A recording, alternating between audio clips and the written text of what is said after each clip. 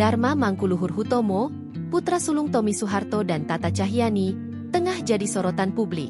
Dia resmi melamar DJ Patricia dalam sebuah momen di savana Afrika Selatan. Keduanya memang sudah berpacaran sejak lama. Di media sosial, mereka kerap membagikan potret perjalanan liburan ke berbagai negara.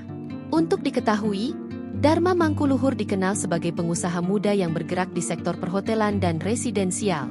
Di usianya yang masih belia, pria kelahiran 8 Agustus 1998 ini telah mengelola sejumlah aset bisnis triliunan rupiah.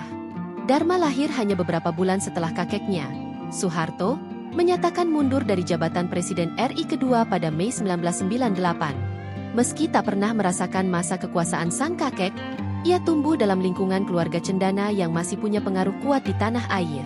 Sebelum dikenal di dunia bisnis, Dharma lebih dulu menekuni arena balap.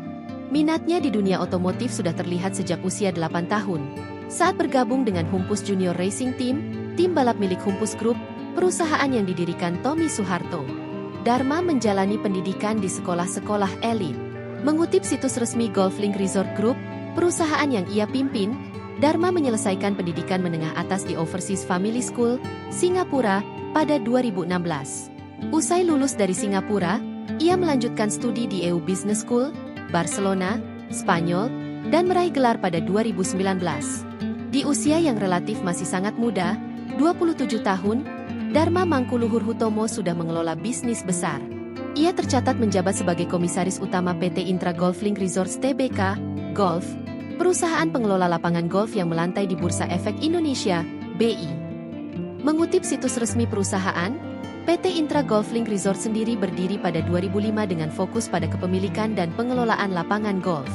Sebanyak 88,49% saham perusahaan ini dikuasai PT Bali Pecatugraha, perusahaan didirikan Tommy Soeharto yang juga mengelola banyak properti mewah di Bali. Download Tribun X sekarang, menghadirkan lokal menjadi Indonesia.